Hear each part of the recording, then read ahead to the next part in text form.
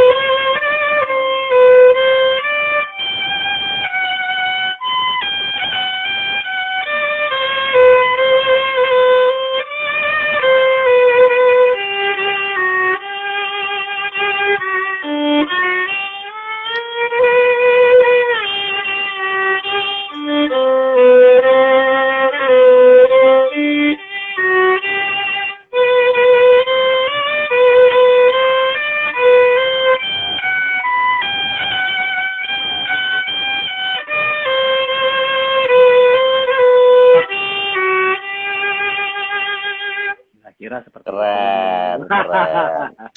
Waduh, ini kalau diiringi musik lain, wah, Ini yang datang nanti UFO, Mas, dari Wah, planet lain. Ya. Keren, Mas. Dulu belajarnya dari mana, Mas Doli? dulu saya SMA ngamen pakai biola. Dulu. Terus masuk diisi dulu. Nah, tahun 95 itu masuk diisi. Oke, Mas Doli. Nggih. Atur suwun ya.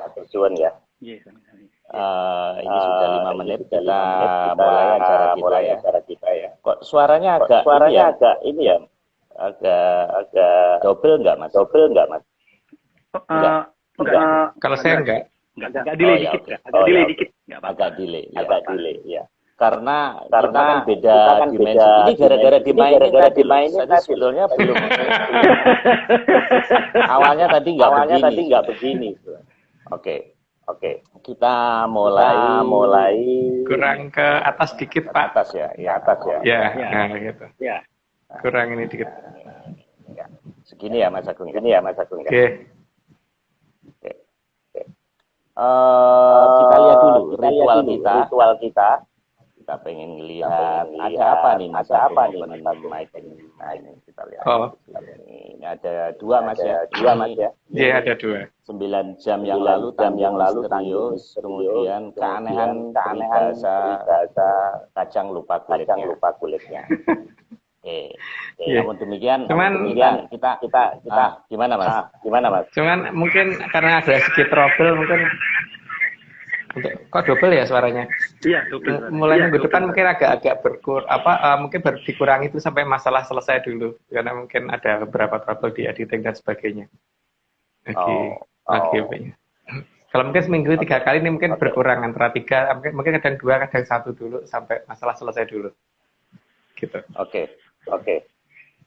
Sebelumnya saya ngucapin terima kasih Mas Dani Ardi, Pak Iwan, Aryo, Heskel, dan Radian, tentunya Mas Novo. Dulu Mas Doni katanya sering ikut ini, Mas, ekspedisi ya. Doli, Mas Doli. Mas Doli ya. Bukan Mas Doni loh, Pak. Betul, Mas ya. Oh iya, Mas Doli ya. Mas Doli ya. Oke. Nanti lain kali diceritain, Mas. Karena nanti setelah pandemi selesai, nanti Mas Doli dan tim dan Mas Nogo harus ekspedisi lapangan. Karena kelebihan timnya Mas Agung ini adalah lapangan. Ya, kalau sekarang ini kan kita masih pemanasan ya. Masih biar anget dulu. Oke, kita lihat kejadian apa terakhir. Ini tadi ada gempa ya. Saya lihat di Melbourne ini kiriman dari Raffi 6 skala Richter cukup besar juga. Teman saya ngirim gambar supermarket pada rak berjatuhan. Kemudian apalagi ini? Oh, di Depok hujan. Kemarin ya. Nah, ini rupanya ini saya cepetin aja.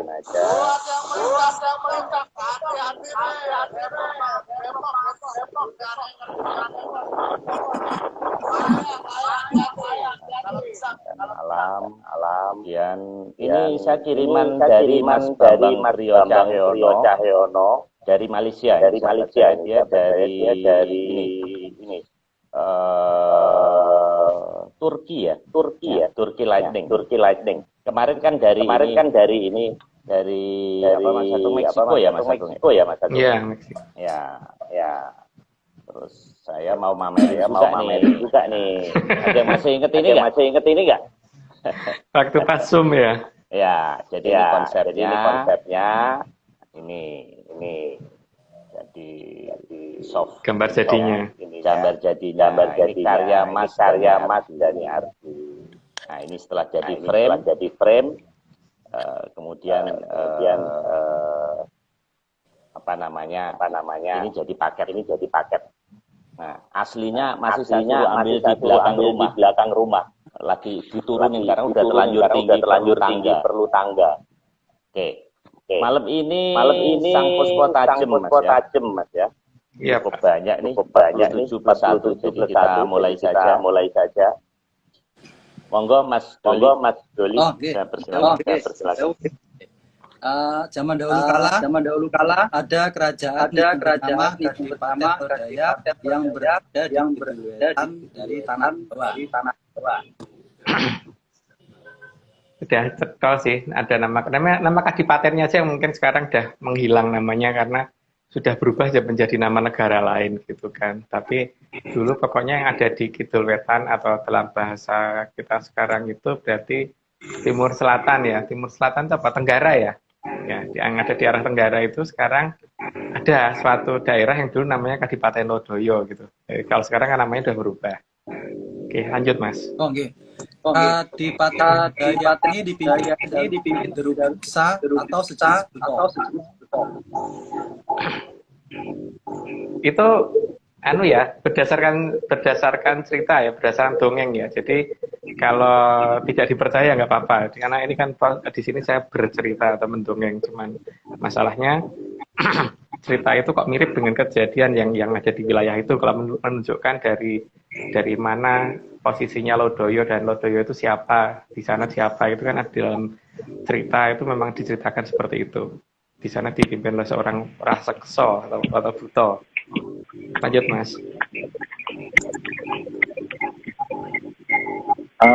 Sampai dengan hari ini kebiasaan asli mereka lakukan dan setiap tata cara mereka akan menunjukkan siapa mereka sebenarnya.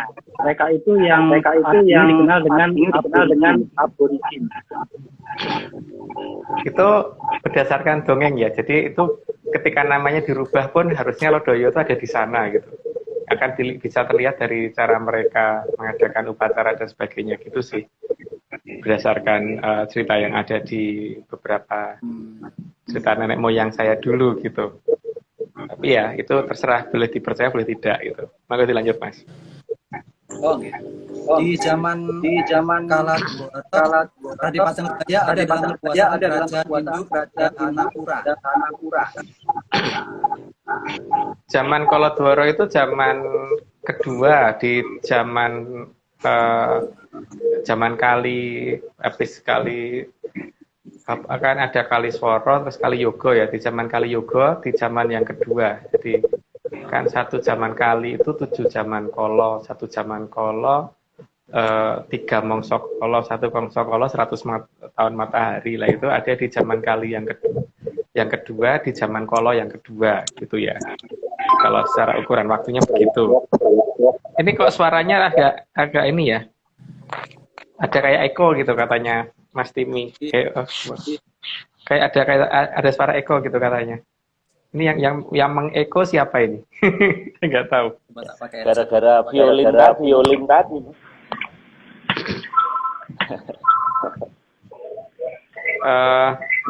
Kalau di tempatnya Pak Maris kerasa ada kayak eko gitu enggak?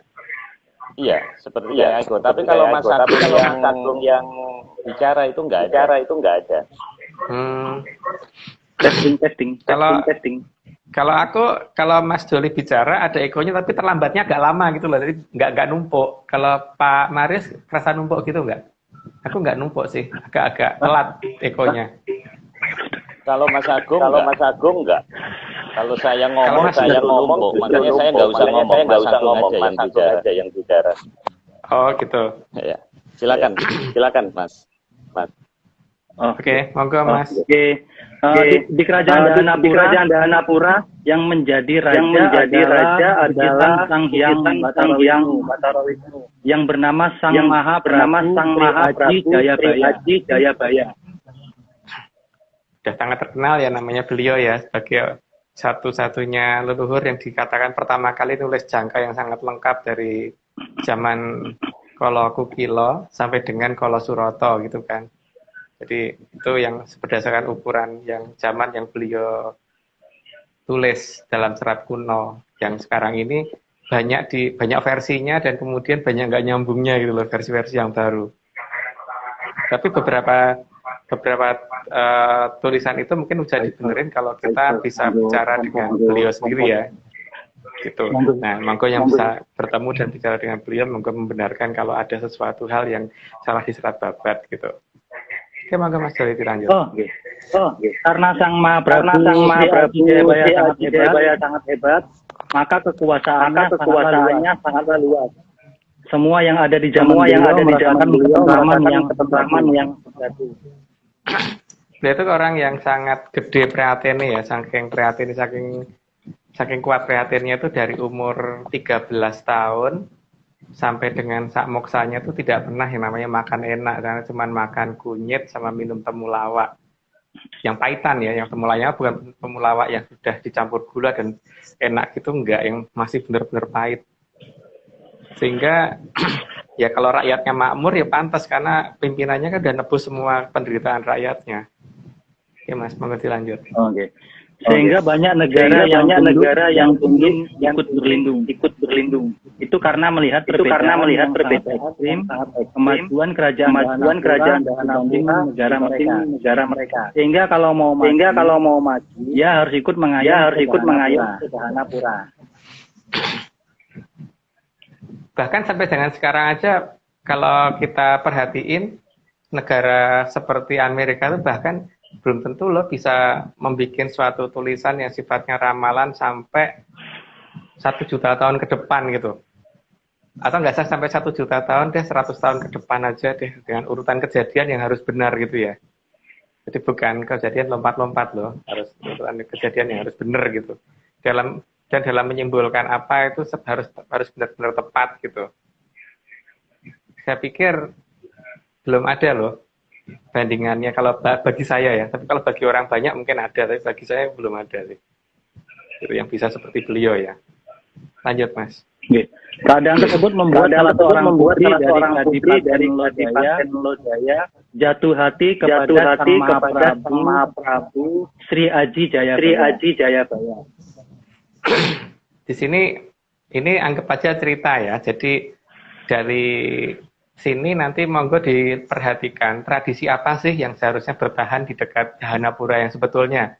Dan Dahanapura seharusnya kan nggak jauh dari posisi Sungai Amertasari atau bekas mantan kali ya, bukan Kalimantan maksudnya. Di dekat mantan kali itu. Jadi ini tradisi apa? Coba mau dicermatin bahwa ada tradisi ini harusnya masih tertinggal di wilayah itu gitu. Mau dilanjut dulu Mas. Sehingga sang putri meminta kepada bapaknya yang raja di Kadipaten Lodaya untuk pergi ke kerajaan Dahanapura. Ya namanya orang udah tanjur gandrung ya pengen ketemu ya gitu. Kadang-kadang lapor tapi lapornya nggak lengkap sehingga orang tuanya cuma dipamiti tapi tidak tahu bahwa apa yang akan dilakukan oleh anaknya secara benar gitu loh.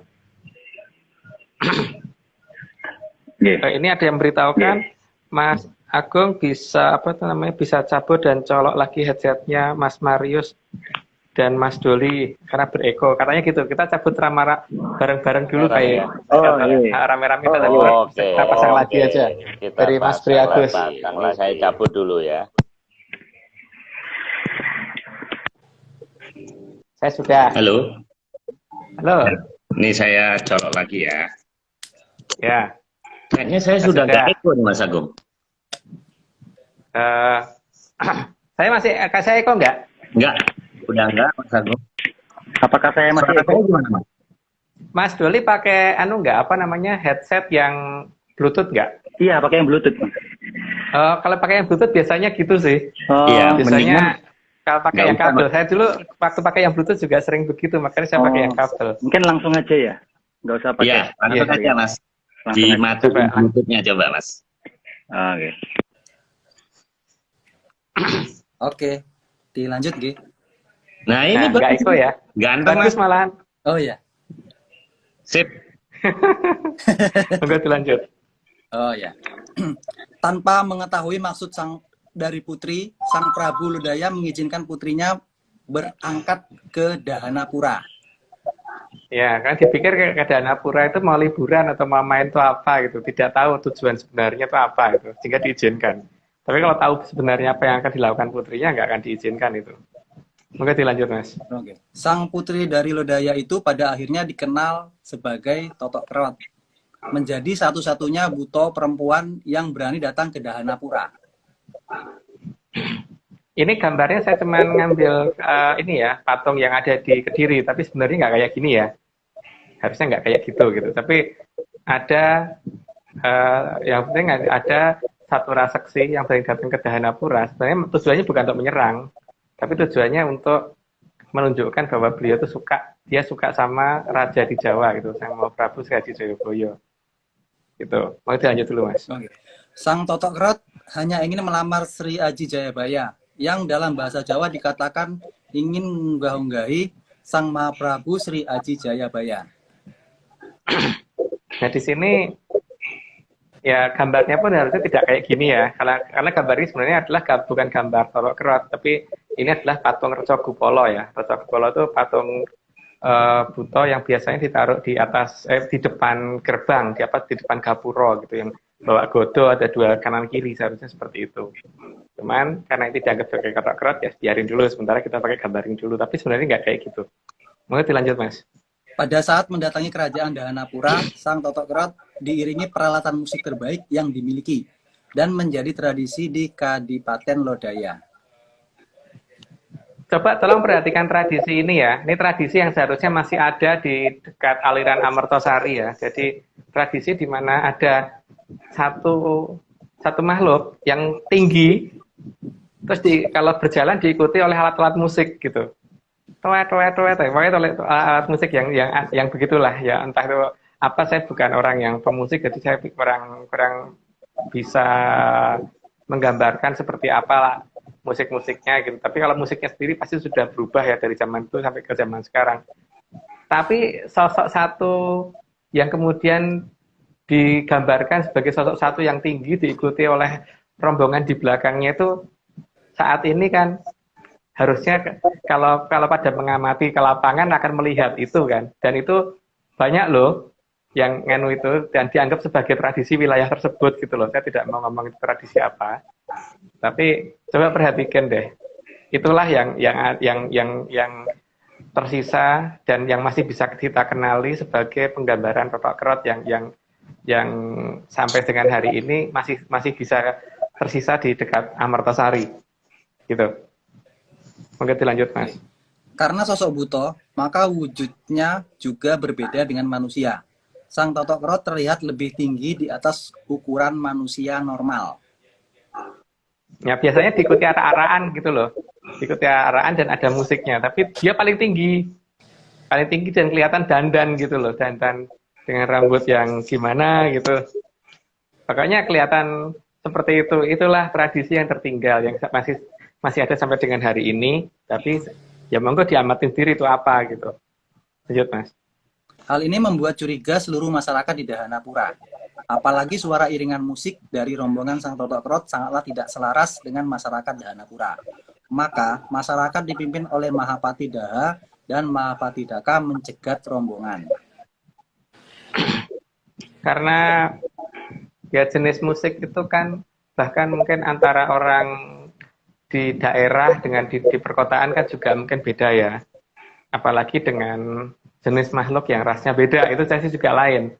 Maka mungkin itu adalah hiburan yang sudah sangat hebat dan sangat bagus untuk dia dan sangat hebat untuk dipersembahkan di depan Sang Prabu Jayabaya. Tapi untuk masyarakat Dahanapura itu mengganggu gitu karena musiknya orang-orang di Dahanapura bukan seperti itu gitu kan. Sehingga supaya ini tidak membuat resah masyarakat, kemudian maka Mahapati Daha berinisiatif untuk mencegat itu bersama dengan adiknya Mahapati Daka. Ngerti, lanjut, Mas. Tapi Sang Totok Kerot nekat ingin melanjutkan maksudnya untuk melamar Sang Mahaprabu Sri Aji Jayabaya. Maka dengan terpaksa Sang Mahapati Daha melakukan tindakan. Yang penting dicermati adalah tradisinya tadi ya. Ada sesuatu yang diwujudkan sebagai sesuatu yang besar, yang tinggi, diikuti oleh rombongan orang yang bawa alat musik, gitu ya. Nah, tapi ini kemudian kan dihentikan oleh Mahapati Daha. Karena tidak mau dihentikan, ya terpaksa harus ada tindakan. Lanjut dulu, Mas. Sehingga terjadi perang besar dengan menghasilkan suara gemuruh yang sangat membahana. Maka daerah itu lalu dikenal dengan nama Desa Gemuruh yang berada di sisi selatan dari Kerajaan Dahanapura. Nama Desa Gemuruh sampai dengan hari ini masih ada ya. Kalau lihat Google Earth silahkan aja ditulis desa Gemuruh gitu. Tapi sebelumnya di lock dulu di daerah Gunung Gede, nanti ke selatan sendiri pasti akan bergerak nggak jauh dari Gunung Gede itu. Jadi nama desa itu ada. Kalau nama desa itu ada, ya berarti harusnya tradisi ini, cerita ini pernah ada di masa dulu gitu. Itu berdasarkan logika dan analisa saya ya, tapi nggak tahu kalau kenyataannya seperti apa. Gitu. Mau dilanjut Mas?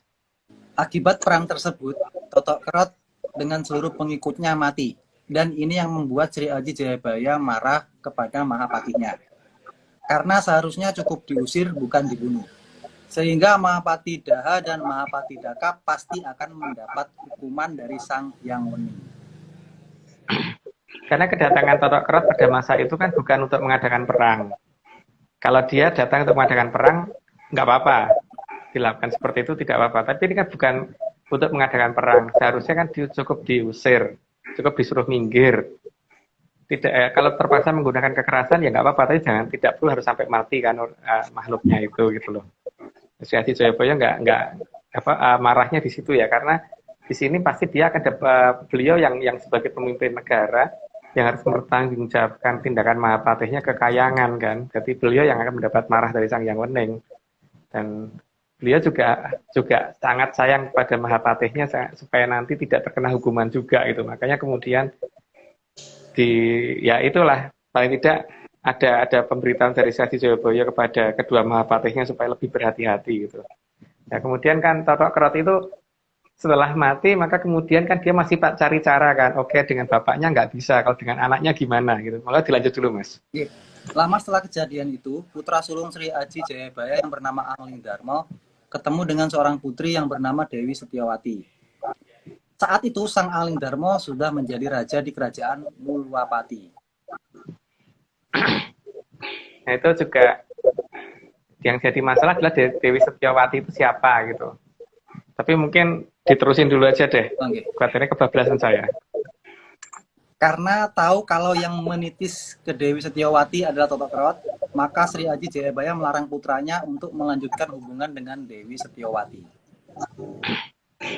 Sri Aji Jayabaya itu kan pandangannya sangat jernih ya. Bahkan sekian abad ke depan aja, sekian juta tahun ke depan mungkin malahan itu kelihatan sama beliau, apalagi yang tepat di depan mata kan, tepat di depan mata yang akan bersanding dengan anaknya, maka beliau nggak bisa ketutupan dengan hal seperti itu. Menyamar seperti apapun akan tetap ketahuan. Maka ya kemudian beliau melarang Alingdarma untuk melanjutkan hubungan karena di situ memang dia sudah sangat tahu ini siapa, orang ini sebenarnya siapa gitu. Monggo dilanjut Mas. Larangan itu tak diindahkan oleh putranya dan membuat Sang Mahaprabu Sri Aji Jayabaya marah. Dalam kemarahannya Sang Mahaprabu Sri Aji Jayabaya tanpa sadar mengeluarkan sebuah sabda. Sabda yang mengakibatkan kerajaan Mulwapati tersukabumikan dan terhalimunkan.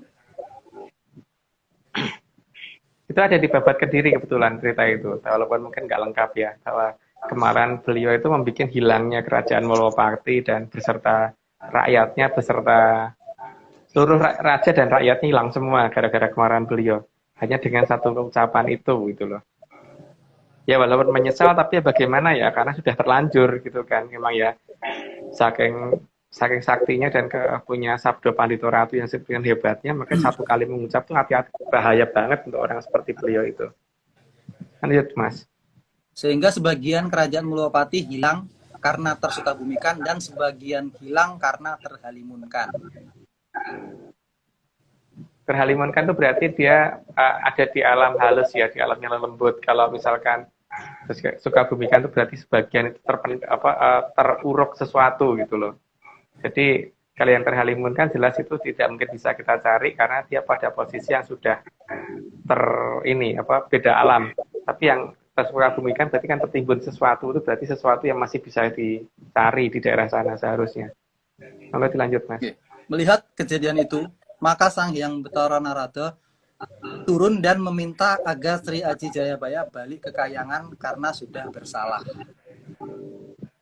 Dalam pernyataan yang di situ kan diceritakan bahwa ditanya kan Sri Aji Jayabaya pulang sendiri atau aku yang mulangin gitu kan sama si Bathara Narada, tapi Sri Aji Jayabaya kan cuma bicara bahwa kalau diizinkan saya mau pulang sendiri gitu. Maka kemudian diizinkan dan berpamitan kepada keluarganya dan semuanya untuk sebelum melakukan moksa. Lanjut dulu Mas.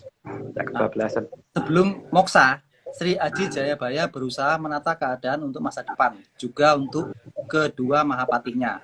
Karena ada kesalahan di masa lalu, dan agar tidak terkena hukuman dari Sang Hyang Uning, maka Sang Mahapati Daha berubah nama menjadi Sang Hyang Locaya, yang kemudian didampingi oleh Pati Megamendung yang bertugas untuk mengamankan aliran Amerta Sari di bagian timur. Yang bagian ini mungkin pernah dijelaskan di yang bagian minggu lalu ya. Cuman di sini memang setelah saat itu Dahanapura ditutupin kan, sehingga tidak bisa dilihat orang lagi. Dan sebagian memang ditutup, diuruk, dan sebagian memang memang dibikin tidak terlihat. Yang tidak terlihat itu ada di daerah yang dikuasai oleh Sang Hyang Locaya. Lanjut Mas. Sedangkan Sang Mahapati Daha berubah nama menjadi Ki Tunggul Wulung dan bertugas menjaga aliran Amertasari di bagian barat, menepati Gunung Kelut yang sepertiga puncaknya dipakai untuk menutupi keraton Dahanapura. Mahapatih Daka ya tadi, bukan Mahapatih Daha. Jadi yang muda, menempati posisi barat, berubah menjadi nama Tunggul Wulung. Jadi jadi seharusnya Gunung Kelut itu harusnya ada di baratnya Berantas, bukan di timur gitu. Tapi ya itu hak asasi masing-masing orang kalau menganggap Gunung Kelut ada di sebelah timur gitu. Tapi yang jelas kalau bagi saya Gunung Kelut ada di sebelah barat Berantas, dan adalah dengan ciri-ciri gunung yang kehilangan sepertiga puncaknya karena dipakai untuk menutura. Dan itu disebar menjadi batu, kerikil kecil, kerikil besar, batu-batu besar dan abu dan sebagainya untuk menutupi Dahanapura dengan sepertiga puncaknya Gunung Kelut tadi. Nanti dilanjut Mas. Pada zaman berikutnya, di zaman Kala Dwapara, terdapat keraton yang dipimpin oleh Sang Prabu Bandung Bondowoso. Ya, itu juga ada keratonnya ada di timur Berantas. Dan itu di satu zaman setelah zaman Kalodwara ya. Jadi hampir 300 tahun matahari selisihnya dengan kerajaan Dahanapura. Setelah zamannya Sri Aji Jayabaya masih ada beberapa raja lagi sampai di Kalodwara baru kerajaan yang Prabu Bandung Bondowoso. Lanjut Mas.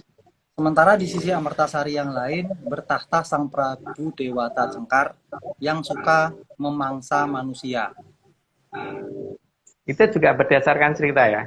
Karena ada cerita tentang Dewata Cengkar pasti juga sudah banyak yang ngerti lah ceritanya seperti apa. Cuman kebetulan kok ya dilalai gitu loh. Ada nama Cengkar Ing gitu di sebelah barat Berantas gitu loh. Monggo Mas dilanjut. Karena keadaan tersebut dan juga kasihan dengan rakyat yang secara berkala dimangsa oleh Sang Prabu Dewata Cengkar, maka Sang Hyang Betara Wisnu meminta Prabu Bandung Bondowoso agar membebaskan penderitaan masyarakat di sisi barat dari aliran Amertasari dengan syarat bukan dengan cara perang. Jadi kan memang yang sudah diketahui oleh banyak orang adalah ketika orang berusaha menyeberang Sungai Berantas atau Amertasari ini, kalau tujuannya adalah tujuan untuk perang, maka setelah sampai seberang pasti akan kalah.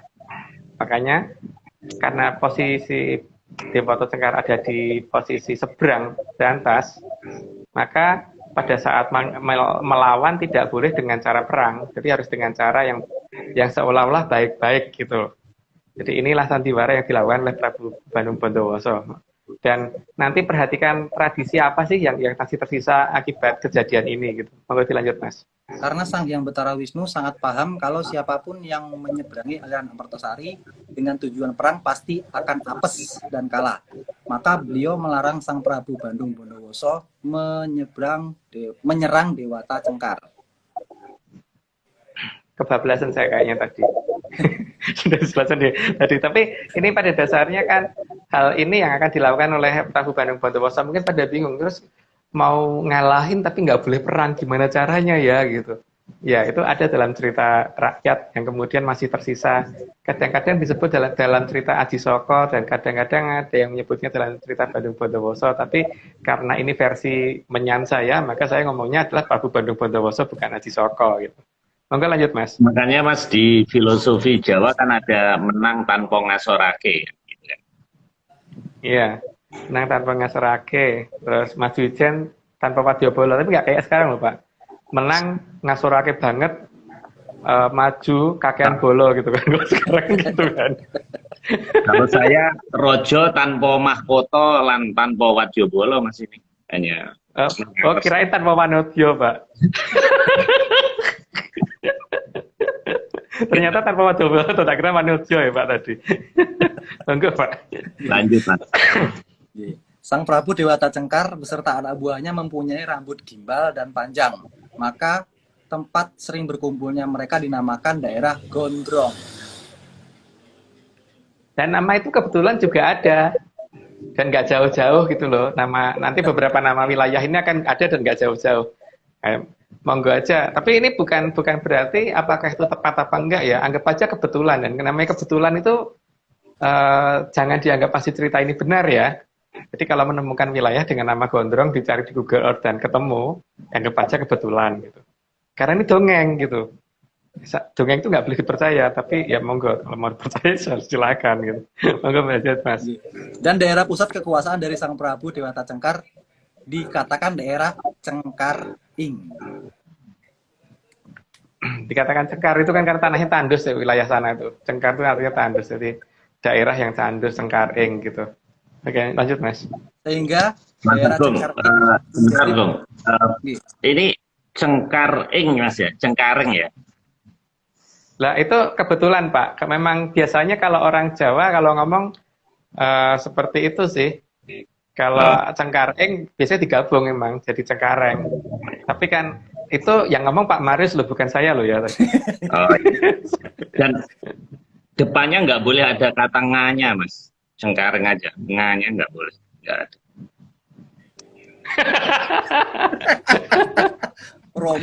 Dasar. Terus kena sensor terus. Sehingga daerah Cengkaring menjadi pusat daerah yang paling ditakuti pada zaman itu. Ya karena kekuasaan seorang raja yang hebat sekali, tapi seorang yang mengerikan gitu loh. Jadi emang ya takut. Tapi beda dengan di sisi timur ya, di seberang timur itu menjadi tempat yang sangat sangat didambakan masyarakat kan. Di sana itu kedamaian sangat-sangat terjaga gitu. Jadi tidak ada kengerian di sisi timur. Sementara di sisi barat waktu itu terjadi seperti itu. Katanya loh ya, kata cerita ini. Lanjut Mas. Maka Prabu Bandung Bondowoso lalu datang ke Cengkaring dan menghadap ke Sang Prabu Dewata Cengkar. Ya, satu-satunya cara kan harus menghadapi dulu kan. Ya, Pak entah gimana caranya, mungkin dihadapin dulu. Gitu. Makanya satu hal yang dilakukan oleh beliau adalah maju, kemudian bertemu dengan beliau, terus baru memulai pembicaraan dengan cara baik-baik gitu. Monggo dilanjut Mas. Prabu Bandung Bondowoso merelakan dirinya menjadi korban untuk dimangsa oleh Prabu Dewata Cengkar dengan syarat meminta tanah sebesar ikat kepalanya. Ya, ikat kepala yang diminta itu kan terlihat kecil, sehingga pada saat Prabu Bandung Bondowoso minta, oke lah daripada kamu mangsa rakyatmu, mending aku aja yang dimangsa, tapi aku minta tanah sebesar ikat kepala ini. Dikabulkan apa enggak ya? Saya ngisap bawahnya tulisannya lagi enggak? Oh ada, jadi nanti Mas lanjut dulu. Mendengar permintaan Sang Prabu Bandung Bondowoso, maka Prabu Dewata Cengkar tertawa dan menyanggupinya. Ya, dipikir cuman seperti itu toh Mas, cuman hanya sebesar ikat kepala tuh paling berapa sih? Paling cuman nggak nyampe 1 meter gitu kan? Dia lupa bahwa yang dihadapi ini adalah orang titisannya Bathara Wisnu gitu, sehingga dia bisa melakukan apapun yang tidak terduga gitu kan, bisa melakukan keanehan-keanehan yang tidak wajar, yang tidak bisa dilakukan oleh orang-orang umum. Tapi ya karena merasa bahwa kalau dia bisa mengalahkan Bandung Bondowoso kan berarti Timur Amartosari juga akan dia kuasai. Dan seperti dianggap bahwa ini apalagi kan ikat kepalanya warna putih. Jadi dianggap sebagai kayak bendera putih, dianggap sebagai tanda menyerah gitu kan. Maka ya dengan bangga banget, wah cuma kayak gini ya ayo gitu kan, ditantang malahan ayo gitu. Nah di situ dia lupa bahwa ada satu hal yang tidak dia perhitungkan gitu loh dari si Dewata Cengkar. Lanjut dulu Mas. Prabu Dewata Cengkar tidak sadar kalau Sang Prabu Bandung Bondowoso diikuti oleh Sang Hyang Bathara Wisnu yang akan membuat perhitungan dengannya. Jadi karena terlalu, padahal sebenarnya Dewata Cengkar termasuk orang yang waskita juga ya, yang sangat tajam penglihatannya juga. Tapi karena ketutup oleh kemauannya pengen mengalahkan Timur Amartosari, maka kemudian matanya tidak melihat itu gitu loh, di bawah di belakangnya ada siapa lagi gitu. Atau malah mungkin berpikir Allah Bathara Wisnu mungkin sama dia juga kalah, mungkin mikirnya malah begitu. Jadi akibatnya terlena dia dengan apa yang dihadapi, sehingga tidak waspada, ada bahaya besar yang dialami ini. Dan dia juga lupa bahwa kenapa Bandung Bondowoso melakukan seperti itu, karena dia habis nyebrang itu kan Amartosari, sehingga tidak mungkin kalau dia untuk melakukan serangan itu nggak mungkin. Jadi dia harus menggunakan cara lain gitu. Nah, cara lain ini yang dia tidak dipahami oleh Dewata Cengkar, sehingga dia terlena karena permintaannya dianggap sangat-sangat sederhana sekali. Lanjut Mas. Maka ikat kepala Sang Prabu Bandung Bondowoso dijelembarkan atau digelar, sehingga awal tempat penggelaran ikat kepala tersebut dikenal dengan nama Jelambar. Dan nggak tahu ya nama ini masih ada apa enggak ya, nama Jelambar itu masih ada enggak ya di Timur Amartosari. Tapi harusnya sih masih ada, dan itu pasti harusnya tempatnya harusnya nggak jauh-jauh dengan daerah yang namanya Gondrong dan sebagainya gitu tadi, gitu ya. Tapi anggap aja ini kalau ada kebetulan ya, jangan dianggap karena cerita itu gitu. Anggap aja ini suatu cerita yang kemungkinan lu kok kebetulan sama gitu aja. Monggo dilanjut Mas. Tanpa disadari oleh Prabu Dewata Cengkar, kain ikat kepala tersebut terus meluas dan mencapai pinggir dari aliran Amartasari. Ini kan karena tadi dia merasa bahwa pasti akan menang dan dilihat kainnya cuma kain segitu, sehingga tidak menduga bahwa ini ada unsur dari kadewatan yang ikut bermain gitu kan. Ada unsur X yang mempunyai kekuatan di atas rata-rata manusia yang ikut bekerja. Sehingga dia nggak nyadar dan ternyata kita digelar nggak habis-habis. Tapi karena sudah terlanjur malu, maka dia akan turuti terus untuk gelar itu sampai pada batasnya nanti gitu kan. Sampai ternyata sampai dengan pinggir, sampai ke pojok di pinggir Sungai Berantas, baru dia sadar bahwa di sini ternyata dia dijebak gitu, tapi terlambat gitu. Monggo dilanjut Mas. Prabu Dewata Cengkar merasa terpojok serta mulai marah, lalu mengeluarkan pusakanya dan bernafsu menghabisi Prabu Bandung Bondowoso. Nah, dia terjebaknya 2 kali ya. Pertama sudah terjebak menggelar, menuruti suatu permintaan yang dianggap sepele, terus kemudian dengan bangganya menjelambarkan itu tadi, menjelambarkan si ikat kepala tadi sampai ke pinggir Sungai Berantas. Nah, terus kesalahan yang kedua adalah dia di dekat Sungai Berantas mau mengadakan pembunuhan, bahkan sudah mengeluarkan pusakanya untuk mau membunuh si Prabu Bandung Bondowoso. Nah, inilah yang menjadi pengapesannya dia. Lanjut dulu, Mas. Pada saat itulah Sang Hyang Bathara Wisnu datang ke hadapan Prabu Dewata Cengkar dengan sinar yang sangat menyilaukan. Biar gitu, jadi cukup mengagetkan sekali sehingga Dewata Cengkar kaget karena terkejut. Akhirnya keseimbangannya jadi kurang baik kan, sehingga ya itulah. Ntar bawahnya ada serangan itu enggak? Oh, ada. Jadi ya dia terkejut sekali lah Mas. Karena terkejut sekali akhirnya berusaha mencari pegangan dan enggak ada ya. Yang terjadi pasti jatuh kan. Lanjut dulu Mas. Sehingga Prabu Dewata Cengkar jatuh ke aliran Amartasari. Karena saat akan jatuh ke aliran Amartasari mempunyai maksud untuk membunuh, maka setelah terpental ke dalam aliran Amartasari, Prabu Dewata Cengkar berubah menjadi buaya putih. Jadi sini kan ada karena pada posisi di pinggir, maka posisi itu kan biasanya berupa rawa-rawa. Dan rawa-rawa tempat munculnya buaya putih pertama kali kan, maka dikatakan ya betul ini harusnya namanya nggak jauh dari nama rawa dan nggak jauh dari nama buaya gitu ya. nggak tahu namanya buaya rawa apa rawa buaya, saya nggak ngerti gitu. Nah, seharusnya kalau cerita ini benar adanya, maka antara nama gondrong, terus antara nama jelambar dan nama rawa buaya ini harusnya nggak jauh. Tapi kalau ternyata benar ada dan deket-deketan, ya anggap aja itu cerita kebetulan gitu, gitu ya. Jadi kebetulan bahwa pernah ada mantan kali ya, bukan Kalimantan di dekat situ gitu. Tapi gini ya, di sini tadi kan karena ada niat jahat dari Dewata Cengkar untuk membunuh, maka ketika masuk ke aliran Amertasari dia yang dihukum. Karena Prabu Bandung Bondowoso kan datang bukan dengan mengadakan permusuhan. Dia kan malah justru ya sudah aku jadiin korban aja, tapi aku minta tanah sebidang ikat kepala ini aja gitu kan. Jadi kan memang tidak ada tujuan membunuh dari si Bandung Bondowoso, maka dia menang gitu. Dan kalau kemudian dia berubah menjadi buaya, itu adalah memang kesalahannya Dewata Cengkar sendiri gitu. Lanjut dulu Mas. Maka tempat peristiwa itu diabadikan menjadi daerah yang dikenal dengan nama Rawa Buaya Putih. Jadi apakah masih menjadi namanya selengkap itu, nama putihnya masih ada enggak, atau mungkin berubah nama jadi hijau, kayak merah, kayak belang, kayak apa. Tapi yang jelas seharusnya nama Rawa Buaya itu ada di dekat aliran Amertasari gitu ya.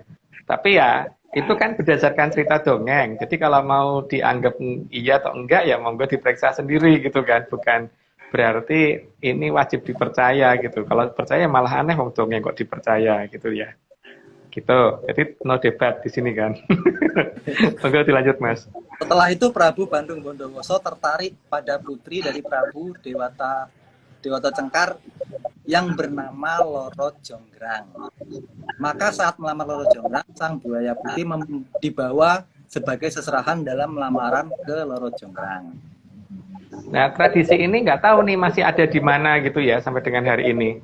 Jadi ada suatu tradisi yang dimulai dari adu strategi pembicaraan, kalau sekarang mungkin dirubah menjadi adu pantun kali ya. Terus setelah itu kan debat, terus adu perang. Setelah itu penyerahan buaya untuk serahan. Nah, nggak tahu ini harusnya ada di dekat Amertasari gitu. Jadi kalau tradisi ini dikatakan ada di daerah yang jauh dari aliran sungai besar, itu kayaknya nggak mungkin, karena buayanya butuh sungainya gitu loh. Jadi kan kalau dikatakan tradisi ini ada di daerah Jogja, di Jogja itu sungai besarnya apa ya? Saya nggak ngerti loh. Tapi kalau Amertasari itu ada, maka seharusnya tradisi ini ada di situ dan harusnya disertai dengan kelengkapan nama-nama tadi gitu kan. Nah, kelengkapan nama-nama tadi itu saya nggak nemukan itu di Jogja gitu loh, tapi nggak tahu di tempat lain gitu. Apakah itu ada apa tidak, saya kurang paham. Tapi yang jelas harusnya ada nama-nama tadi yang saya sebut tadi gitu. Oke, lanjut Mas. Sehingga tradisi lamaran dengan membawa buaya menjadi ciri khas masyarakat di pinggir aliran Amertasari. Ya. Tapi ketika buaya itu punah kan tentu saja akan dilambangkan dengan bentuk yang lain ya. Apakah itu mungkin nasi yang dibentuk kayak buaya kayak atau apa ya, atau kayu atau apa atau apapun gitu, atau apa ya, apa itu pokoknya yang cetok yang jelas itu adalah untuk pengingat cerita itu di masa sekarang gitu kan. Nah itu harusnya ada, tradisi itu harusnya ada di dekat aliran Amertasari, dan itu harusnya ada ada juga nggak jauh dari keratonnya Prabu Bandung Bondowoso atau si Rakewatu Karadiah Balitung ya, atau si Prabu Parawotosari gitu kan. Karena nama beliau kan itu kan kalau di beberapa cerita lama.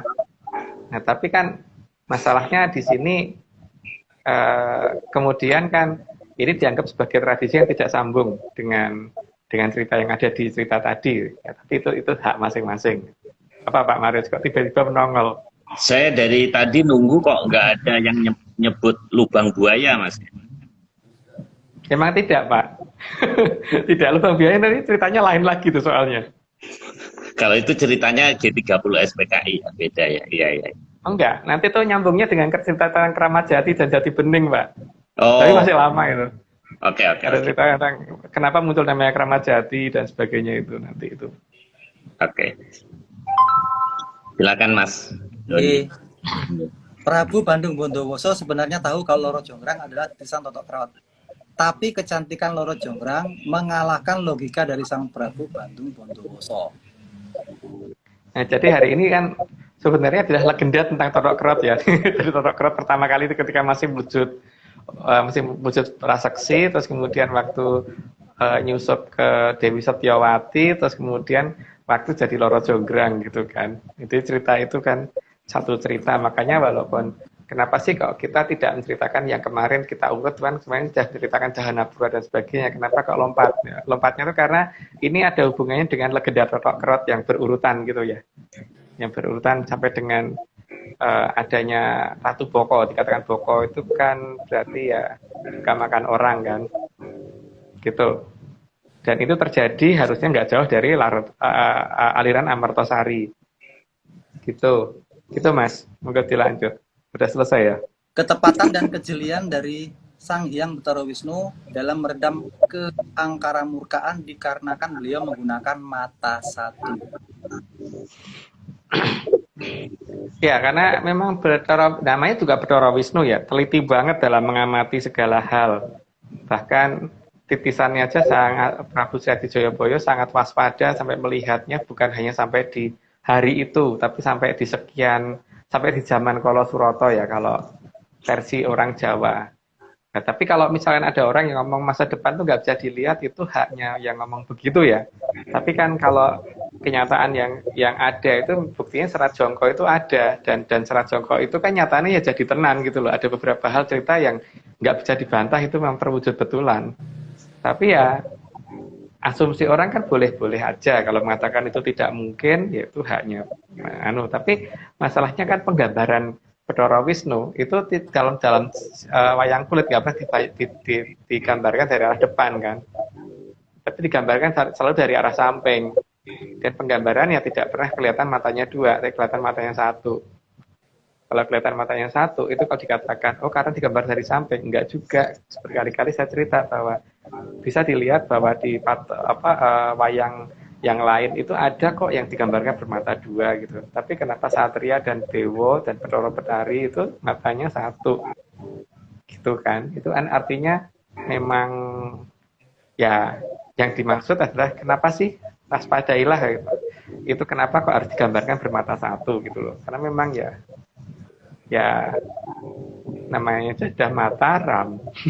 Mataram, ramnya itu kan apa artinya gitu. Ya, saya nggak ngerti artinya ram itu apa, tapi yang jelas ajaran yang diajarkan kan di situ penggambarannya adalah wayang kulit yang matanya satu. Lah itu ram itu artinya apa, nggak tuh mata ram itu ramnya apa gitu loh. Monggo masih lanjut. Kalau Kang Kemongso kesapu ing angin ing gedaing kamulyaning Amartosari sibro andamel dicekipun Tribuana. Sampun Mas. Oke, nah, ini kan yang terakhir itu tidak untuk dijelaskan ke publik ya, tapi cuma pada dasarnya untuk laporan kita bahwa ini sudah kita ceritakan. Nah, soal sudah diceritakan itu hak masing-masing untuk menerjemahkan itu bagaimana. Tapi pada dasarnya ini kan saya dongeng. Yang namanya orang dongeng itu kan tidak minta dipercaya. Jadi kalau dianggap tidak bisa dipercaya tidak apa-apa. Terus ini ada beberapa tulisan lagi yang kita ingatkan berkali-kali bahwa akan adanya kumambange watu hitam itu diinget-inget deh. Karena apa sih yang kumambang? Saya juga belum tahu. Tapi yang jelas kan dalam Serat Jongko kita ada kan besok bakal ana kumambange watu hitam cileme prau gabus itu akan ada. Terus juga ada pernyataan yang dinyatakan kan dahulu kang tumekeng ing tanah Jawa lononan sansa dangu sansaya andodro. Itu juga apa sih maksudnya ya? Itu tanyanya jangan ke saya, tapi tanya sama yang bikin jongko atau yang ngerti jongko gitu ya. Tapi semoga pada siap untuk menghadapi nanti yang terjadi. Terus yang di kiri bawah itu kan cerita tentang keberadaan Daru Beksi yang saat ini sudah mulai muncul. Dulu pernah kita ingatkan bahwa Daru Beksi besok akan gini, dan ini ternyata sudah pelan-pelan sudah mulai muncul. Bahkan jatuhnya beberapa burung itu kan jelas karena Daru Beksi itu yang di Bali ya. Makanya jatuhnya pun kan di dekat pemakaman kan, bukan di tempat-tempat yang bukan di taman hiburan atau apa gitu kan.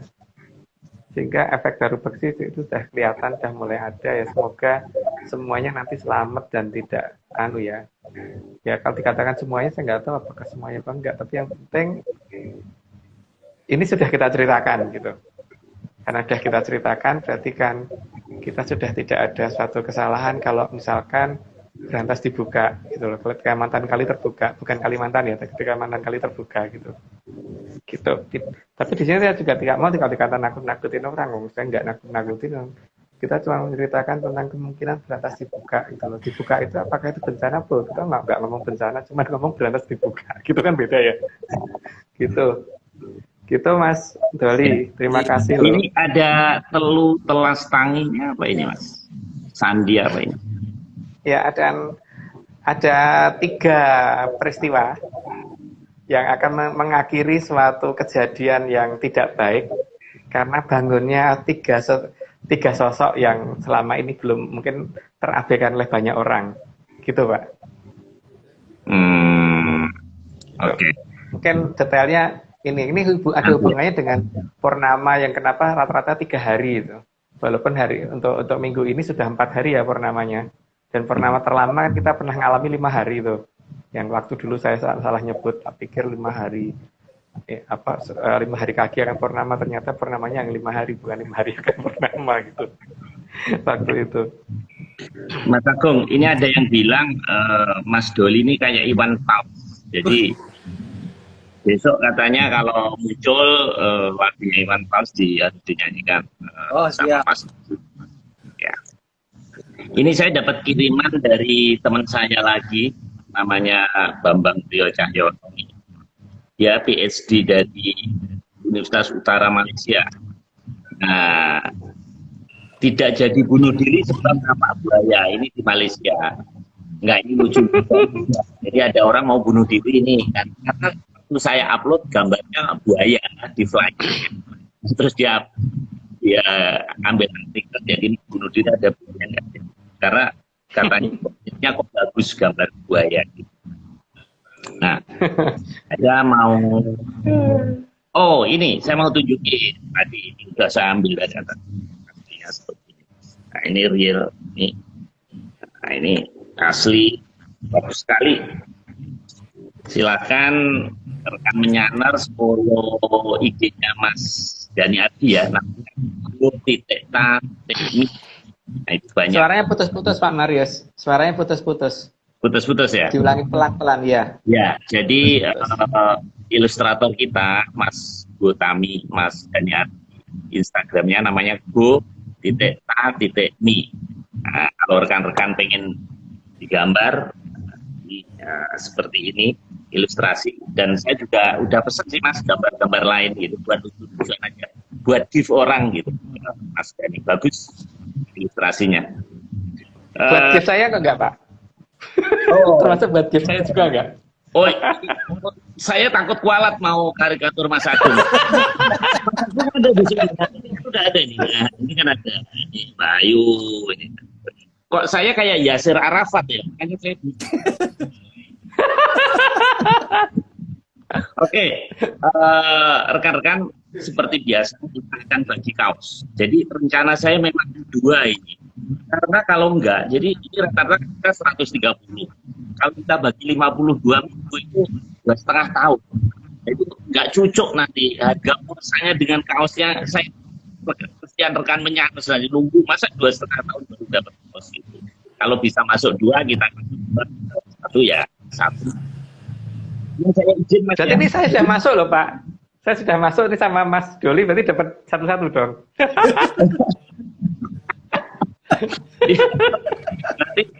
nanti kita nanti kan ini konseptornya Mas Nogo. Mungkin nanti ada setiap berapa bulan ganti, mungkin warnanya ganti. Selama ini kita masih hitam. Dan ini saya dapat berita dari Jogja.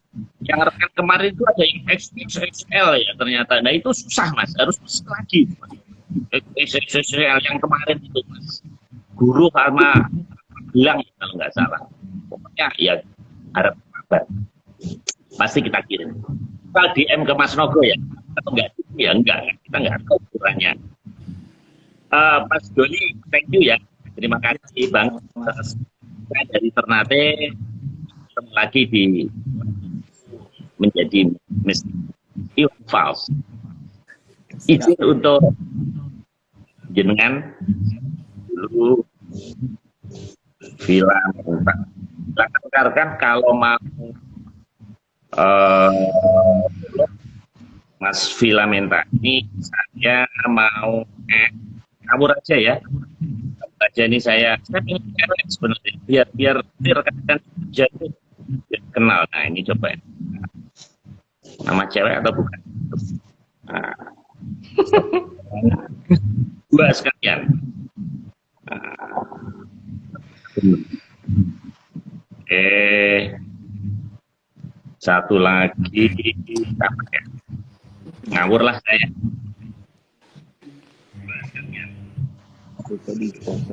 Halo. Nah, Putus.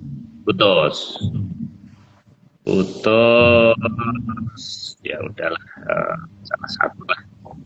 Ini Mas Siswantoro nih kayaknya sering nih. Satu, coba lagi siapa ya?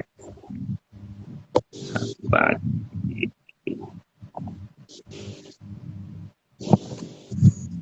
Nggak bisa ini Mas, tiga Mas.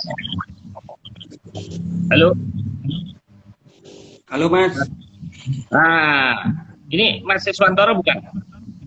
Ya. Nah, Siswantoro 91 ini sering aktif dan Mas Sis ini sejak awal sudah 1 tahun, jadi layak mendapat kaos Mas. Iya pastinya. Makasih Mas. Mas Siswo posisi di mana Mas? Posisi di Gresik Mas. Gresik. Oh, Gresik. Jawa Timur. Oh, oke.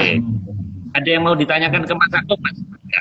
Mumpung ada waktu. Ya, kalau mau ditanya. Yang tadi, yang Ratu Boko itu Ratu Jonggrang itu tadi.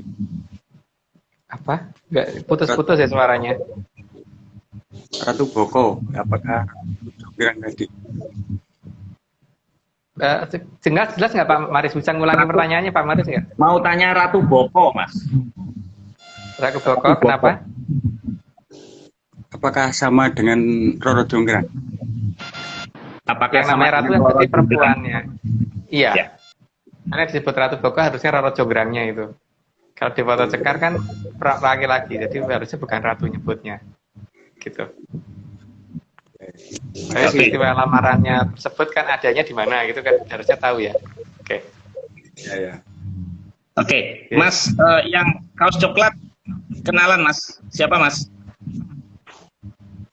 Coci, Pak. Coci, waduh namanya. Tak pikir cewek Mas, ternyata cowok tadi. Pak Maris menyesal. Enggak Mas, bercanda. Di mana Mas posisi Mas?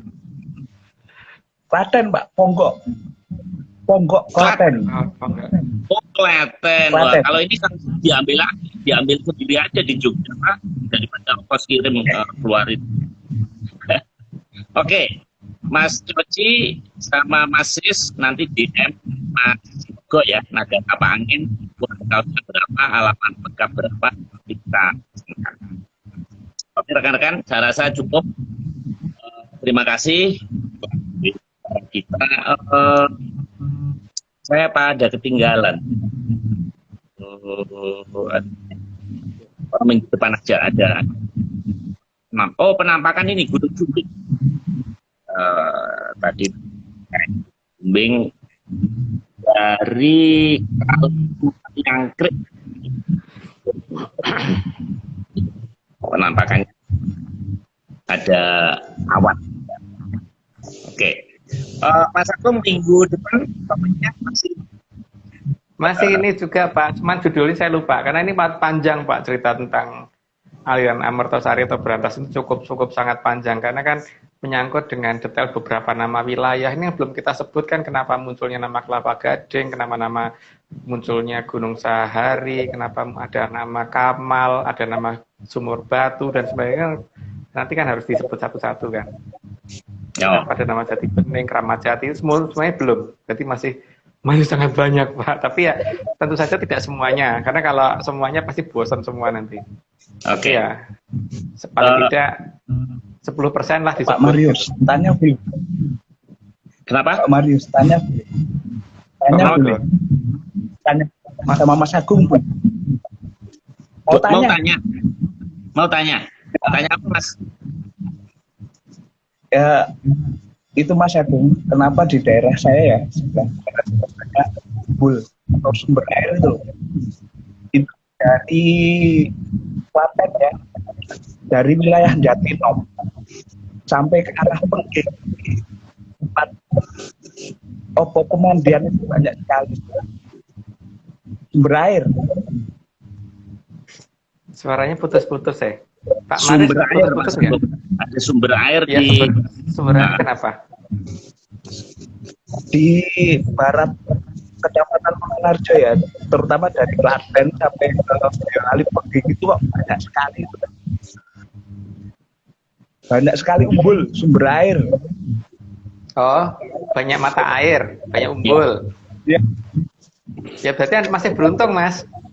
Berarti kalau seperti itu harusnya masih ada danyang di sana dong. Harusnya masih ada itu yang mau menjaga itu, walaupun mungkin beliau tidak mau kelihatan seperti pada zaman-zaman dulu, tapi paling tidak harusnya masih ada itu danyang di sana. Karena kalau danyangnya pergi pasti sumber airnya juga mati sih. Biasanya seperti itu ya. Jadi, mungkin masyarakat masih menjaga tradisi. Iya, bagus itu. Mungkin masyarakatnya masih menjaga tradisi mungkin di sekitar situ. Iya kan? Masih ada sadranan dan sebagainya kan di desa-desa itu. Iya. Kalau nggak ada layakan warga bersih desa itu sebenarnya mati katanya. Gimana? Putus-putus ya, aku tuh bingung dengerinnya. Bersih desa itu. Kalau nadranan itu sumbernya katanya bisa mati. Dengar Pak Marius. Iya, putus-putus, Mas. Memang kita tidak diizinkan leluhur, Mas, untuk lebih dari 1 jam, Pak. Jadi kita nanti kasih waktu Zoom aja nanti, Mas. Iya. Nanti mungkin nanti waktu Zoom aja, Mas. Nah, ini memang komunitas kan kita ini biar kenal. Kalau untuk tanya jawab nanti di Zoom aja 3 yang lagi. Oke, tadi ada yang komplain ya, Pak di durasi kapannya dapat kaos. Nah, nanti kita minggu depan. Kalau saya namanya Susan Lavi Divi Rasela. Moga-moga ini cewek beneran, Mas, kalau ini, Mas. Ya. Selamat malam. Akan menyambut semuanya. Salamnya sampai jumpa. Izin untuk